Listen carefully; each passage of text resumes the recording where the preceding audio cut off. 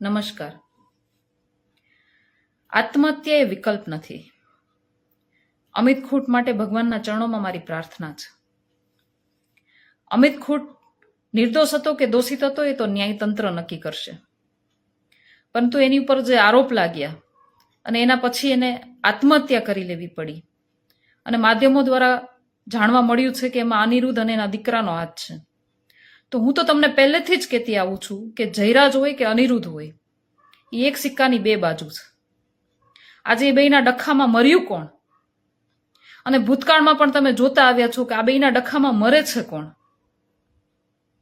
આજે એવું કહેવાય છે કે અમિત ખૂટ છે એ જયરાજ જૂથનો માણસ હતો, એટલા માટે જ અનિરુદ્ધ જૂથના માણસોએ એને ફસાવી અને એની ઉપર રેપ કેસ કરાવડાવ્યો અને એમાં એને પોતાનું જીવન પણ ટૂંકાવી નાખવું પડ્યું.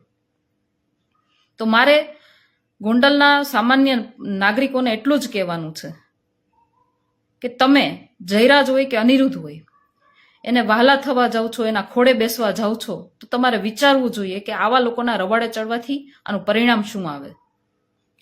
બીજું મારે એ પણ કહેવું છે કે અમિત ખૂટની આત્મહત્યા પછી જયરાજ ત્યાં પહોંચ્યા અને ત્યાં પરિવારને આશ્વાસન આપ્યું, પણ જ્યારે અમિત ખૂટ જીવતો હતો ત્યારે તમે ક્યાં હતા? આ બંને લોકો માટે એક ધંધો બની ગયો છે. ગોંડલના પાટીદારો જીવે તો લાખના અને મરે તો 1.25 લાખના.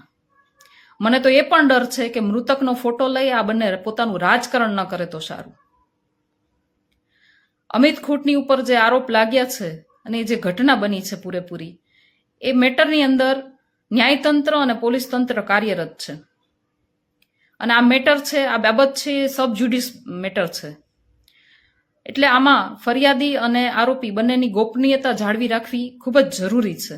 એટલે એના વિશે વધારે વાત પણ ના કરી શકીએ. પરંતુ મને લાગે છે કે અમિત ખૂટને પણ પોલીસ તંત્ર ઉપર ભરોસો નહોતો અને ત્યાંના સ્થાનિક લોકો પણ માને છે કે આ બંને જણા, જયરાજ હોય કે અનિરુદ્ધ, આ બંને જણા પોલીસને, તંત્રને મેનેજ કરવામાં ખૂબ જ માહિર છે.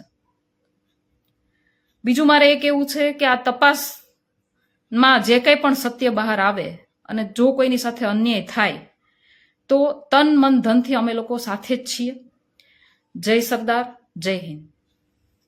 સાંજ સમાચાર ફેસબુક પેજને લાઇક કરો, વિડીયો શેર કરો અને વધુ વિગતવાર સમાચાર માટે sanssamachar.net વિઝિટ કરો.